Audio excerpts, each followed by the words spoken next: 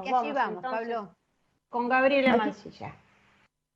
aquí estamos esta mañana lluviosa con Gabriela Mancilla, agradeciendo un montón que esté aquí con nosotros. En este tiempo que os imagino que si en general la vida de ella debe tener un montón de aristas de ocupación, en este momento con la difusión de la historia de Luana enorme y preciosa a través de la peli que está rodando por allí, debe estar aún más atareada. Así que bueno, te doy los buenos días, Gabriela, el agradecimiento porque estés aquí.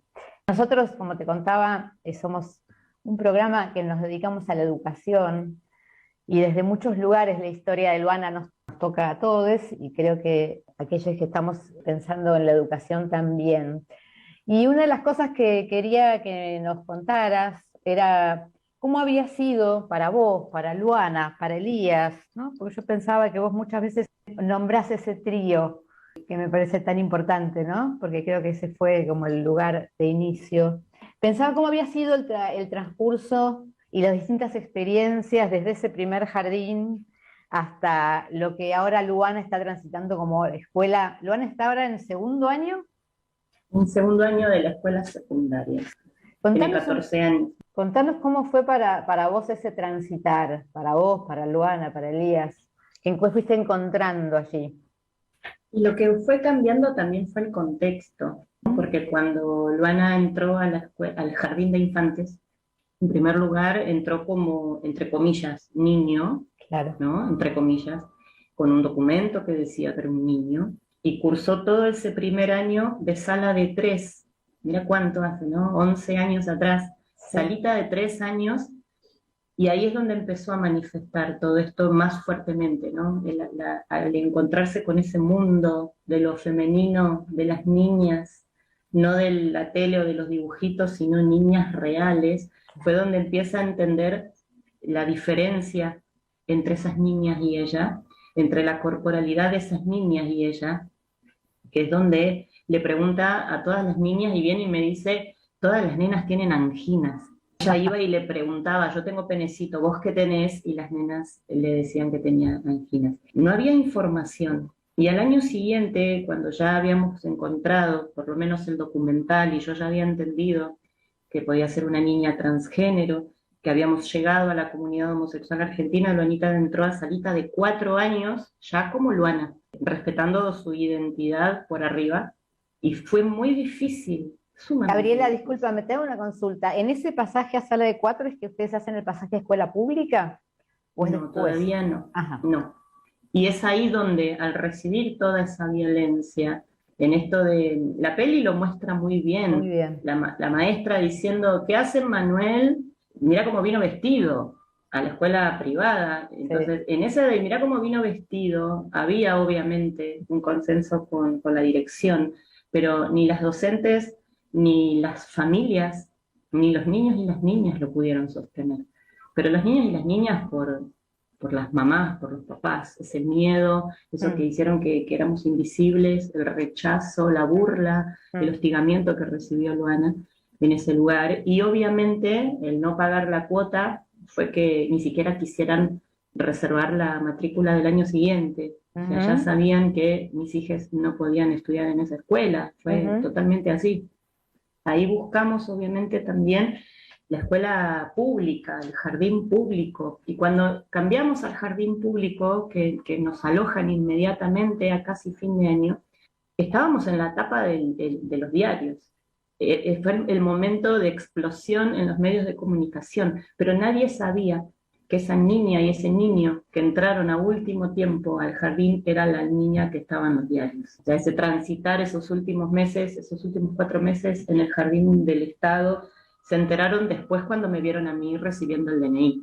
Y también estalló esto de que se fueron todas las familias al jardín a reclamar por qué estaba esa niña en el jardín y por qué nadie les había dicho nada. Y construir ese mensaje, construir el camino. Una cosa es que una niñez trans travesti esté hoy en una escuela y otra cosa es ser la primera niña trans travesti dentro de una escuela cuya historia está en los diarios y en los medios de comunicación en ese momento, con el primer DNI en el mundo. Entrar a la escuela primaria también fue difícil, pero con mucho trabajo de obviamente todo el acompañamiento interdisciplinario que tenía Luana conmigo, trabajar incansablemente con inspectores, con las docentes, con las directoras y vicedirectoras que fueron un amor. La verdad que tuve por lo menos esa suerte de encontrar personas que estaban dispuestas a escucharme y a escuchar a Luana. Entonces empezamos a modificar el contenido de la escuela. La escuela es binaria, el contenido de la escuela que es biologicista, la ESI, que tiene esa característica, ¿no? Ajá. No hay representación de los cuerpos de las niñeces travestis y trans. Lo empecé a reclamar esto en primer grado de Luana, mira, está en la escuela secundaria y lo sigo reclamando. Ya llevo casi una década reclamando lo mismo. Sí. La ESI no tiene representado el cuerpo de mi hija.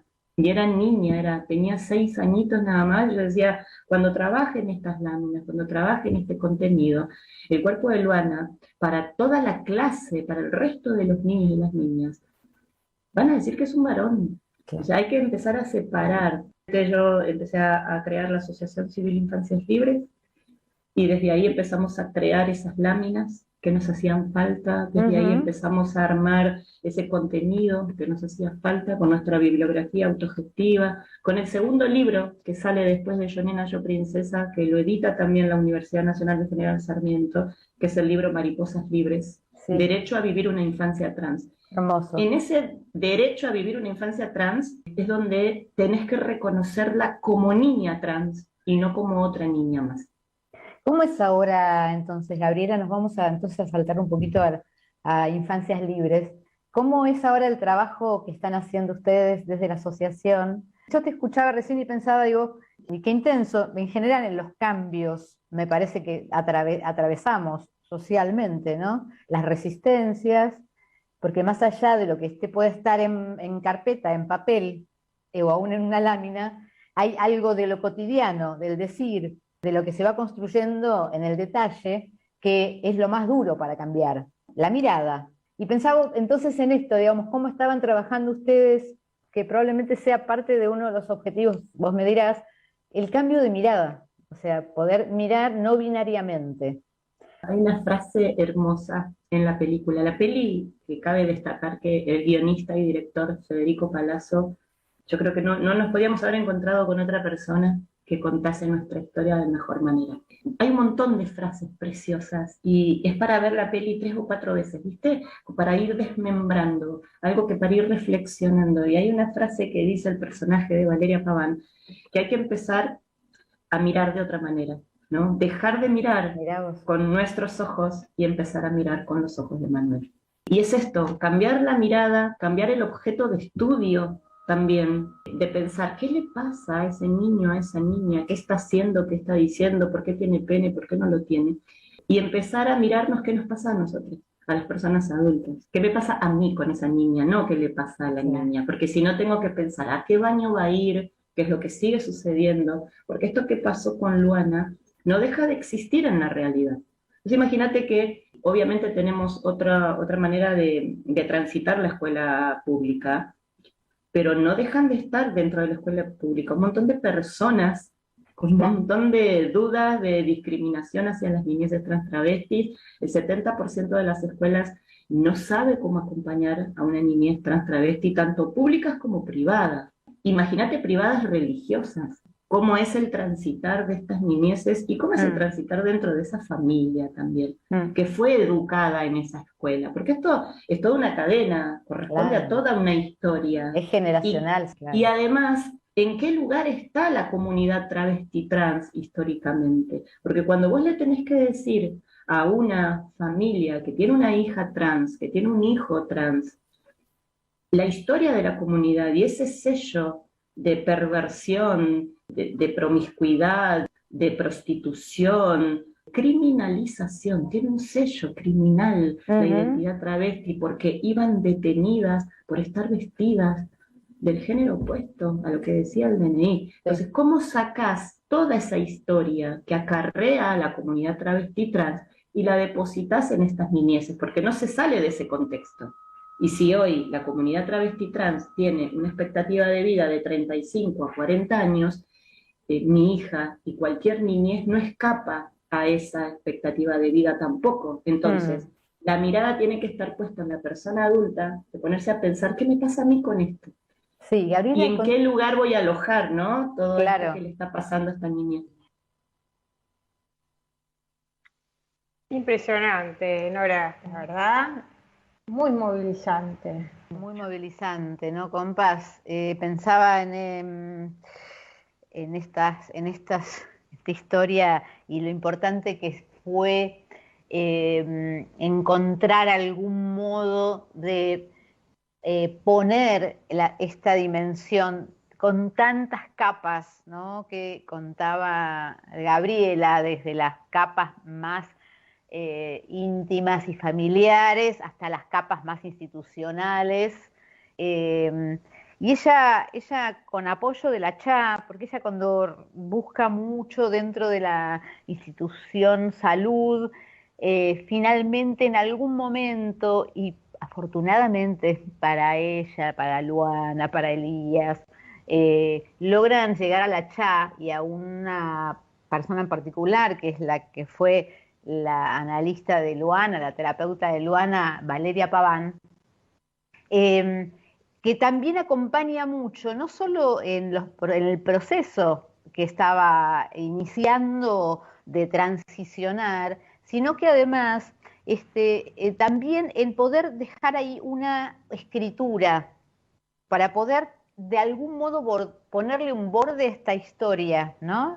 Y así es que se escribe el primer libro, Yo Nena, Yo Princesa, un libro escrito, no sé si ustedes lo leyeron, recomiendo a todos leer ese libro, escrito en primera persona, desde la visión de la mamá de Luana. Luego de eso se hace, el Inca pone ese mismo texto en forma de documental y luego, después aparece Mariposas Libres, otro libro, y la ficción, ¿no? Que es un poco de lo que después se va a hablar en otra parte de la entrevista, ¿no? O sea, qué salto para producir sobre eso ficción. Sí, las escucho, compas. Bueno, yo creo que es muy impactante toda la historia y que nos trae mucho para repensar, para volver a pensar, ¿no? ¿Qué pasa también con la ESI? ¿Qué pasa con la educación dentro de la educación sexual integral dentro de las escuelas?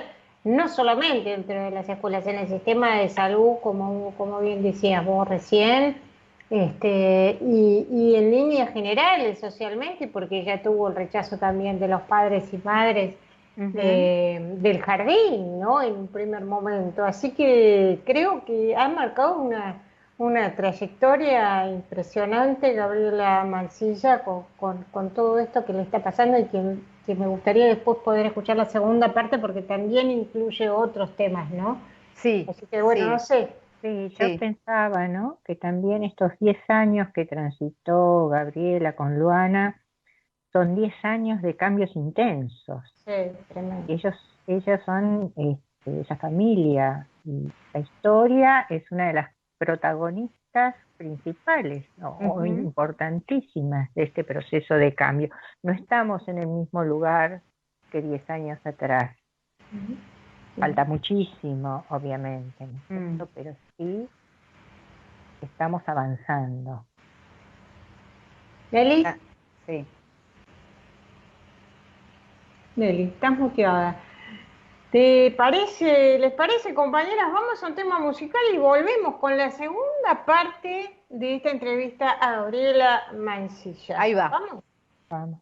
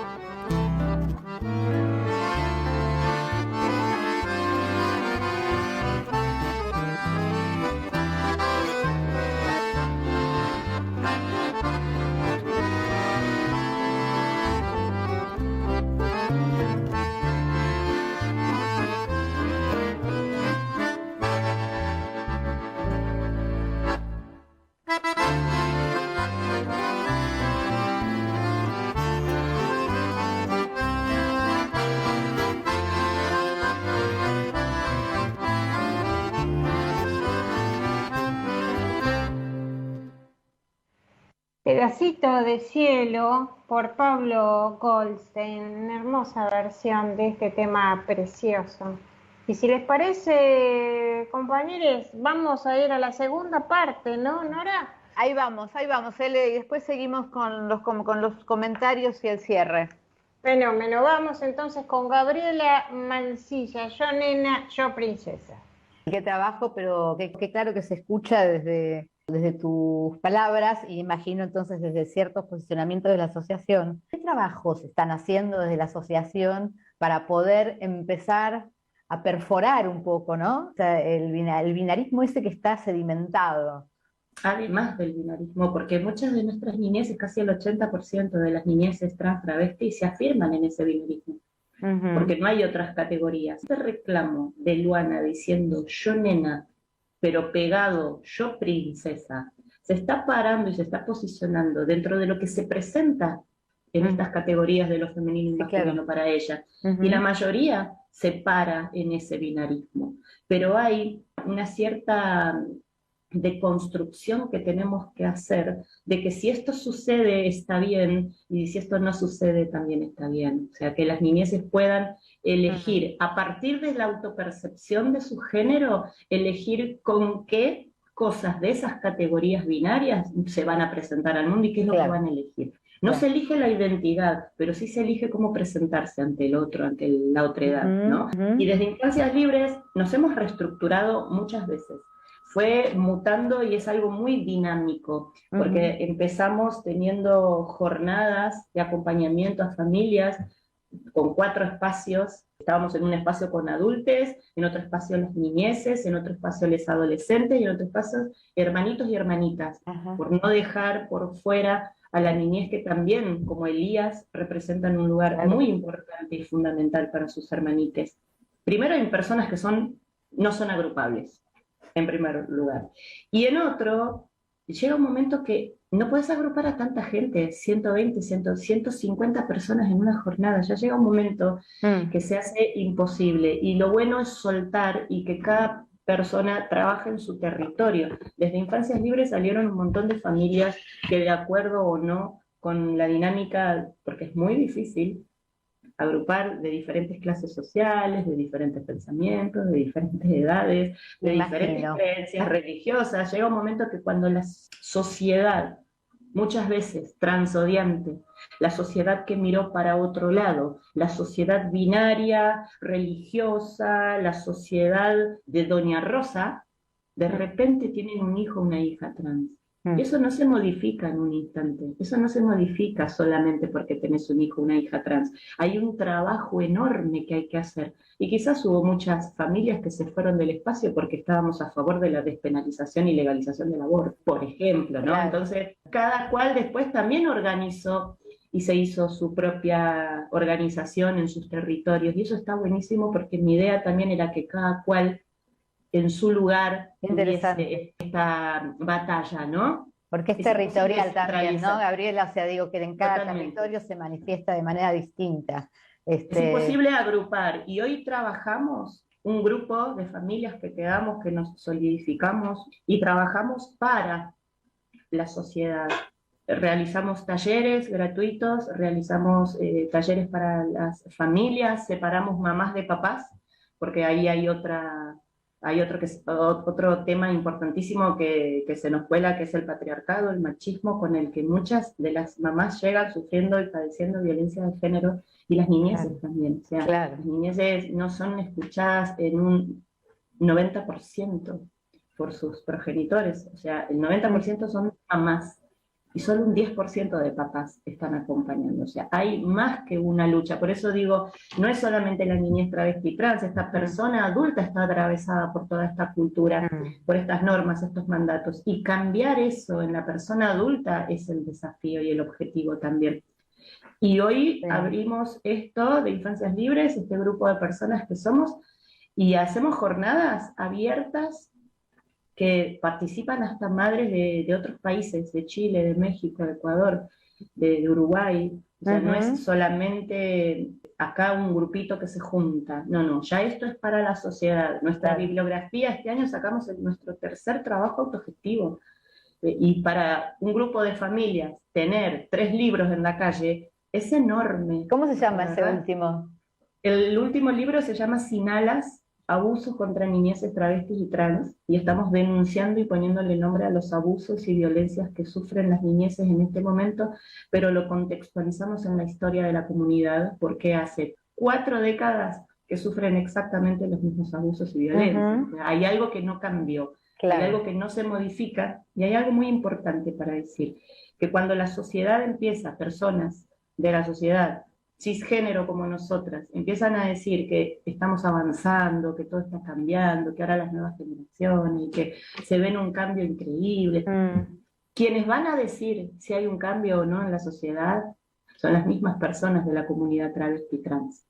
Son ellas mismas quienes van a decir si pueden subirse a un colectivo sin recibir violencia, si pueden tener un trabajo, si pueden caminar por la calle, si sus familias las aman. O sea, las mismas personas, no somos nosotras quienes van a decir, quienes vamos a decir si esto avanza o no, porque siempre nuestra perspectiva es desde nuestro privilegio de no padecer esas violencias, ni esa mirada que te juzga y que te dice que vos no sos. Entonces, escuchando a las compañeras y compañeros de la comunidad, todavía existe el grito del reclamo: basta de travesticidios, basta de transfemicidios, basta de transhomicidios, todavía estamos buscando a Tehuel. O sea que no es que hay una sociedad que avanza, avanza el reclamo, que no es lo mismo. Entonces se ve en todos lados, estamos reclamando, y esta película también es una invitación a esa reflexión y a pensarse, a informarse. ¿Cómo había sido para ustedes, como familia, transitar todo el proceso de esta peli? Particularmente porque era el pasaje a la ficción,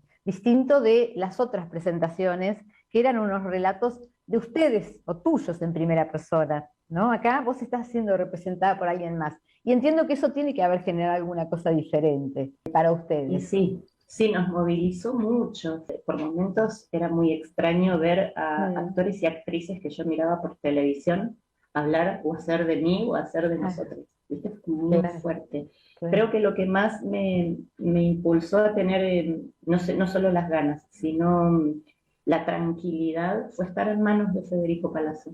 Tuvimos un montón de entrevistas, tuve una confianza inmediata porque se mostró de una manera tan respetuosa y estábamos en la misma línea del objetivo de la película. A Luana le gustó mucho la idea, pidió ella participar, inmediatamente le pidió a Fede que estuviese su muñeca real, esa muñeca que tiene Luana de pelito de lana hasta el final de la peli. Esa es la muñeca real que Lulú tenía, y la tiene en su mesita de luz desde los 4 años. Hace 10 años que esa muñeca está impecable. Están sus dibujos también, ella está participando, estamos ahí caminando por atrás. Y ser parte de algo que decíamos, ¿no? En el medio de toda la pandemia, que se cerraba todo, que no se cerraba, con casi 400 personas trabajando en esta película argentina, bancando también el cine nacional, estaba angelada.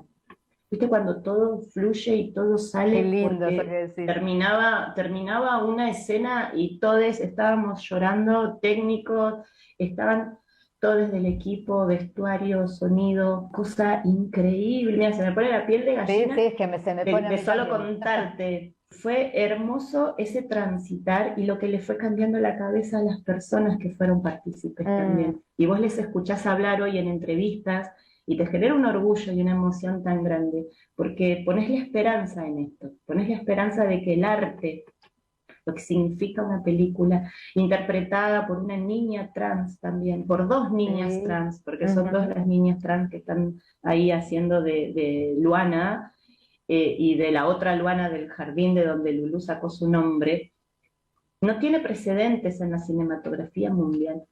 Todo esto que estamos haciendo lo hacemos por primera vez en el mundo y sienta un precedente. Desde acá es donde se va a mirar a la niñez, no con nuestros ojos, sino que la misma niñez lo va a hacer, como lo está haciendo Isabela, como lo está haciendo Azul, como lo está haciendo Lulú en su propia película. No es que las personas adultas vamos a decir cómo la niñez tiene que hablar, decir, comportarse, sino que lo van a decir ellas mismas. Y ahí está el lugar que históricamente se le negó a la comunidad, ¿no? Ser protagonistas de su propia historia de vida.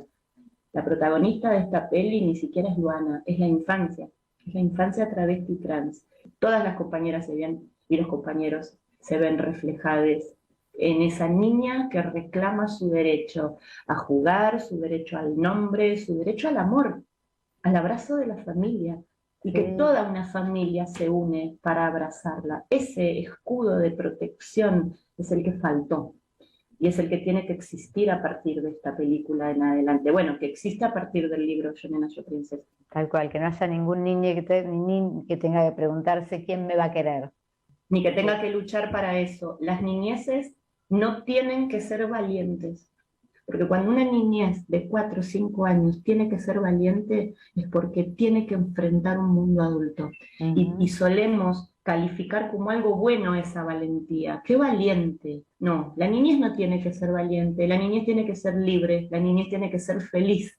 Si tiene que ser valiente es que tiene que enfrentarse a nosotros, y eso no está bueno, porque también no todas las niñeces lo pueden hacer, no todas las niñeces son así de valientes, ¿no? Como para decirles algo.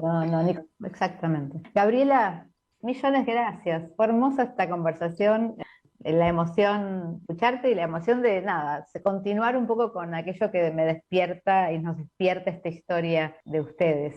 Y la verdad que también me parece que vos como sí te pudiste poner en un lugar de riesgo y valentía, me parece que está bueno para mostrar cómo se puede recorrer de un modo o de otro una historia que se presenta diferente. Es nuestra responsabilidad y es nuestra obligación como personas adultas y como mamá. Es mi obligación hacer lo que hice y lo haría 10 veces más y de mejor manera, porque a veces me felicitan por lo que hice y en realidad nadie te puede felicitar por proteger y garantizar los derechos de tus hijos. Creo que visto desde ese lugar te quita desde ese puesto de heroína, cuando en realidad lo que hice fue lo que todas las madres o todos los padres deberían hacer. Bueno, Gabriela, muchas gracias. Te mando un abrazo. Gracias, Nora. Muy emotiva, muy conmocionante, y la verdad es que completa maravillosamente una experiencia única, ¿no? Única y que es ya trasladable a otras familias a través de la Asociación Civil Infancias Libres, Nora. Sí. Me parece que en esta segunda parte termina de habilitar varias capas, ¿no? Porque la verdad que esta historia tiene varias capas, es compleja, y me interesa bastante destacar el posicionamiento de Gabriela en relación a que en todo caso serán ellas, las infancias travesti trans, que puedan decir si hubo posibilidad de cambio o no.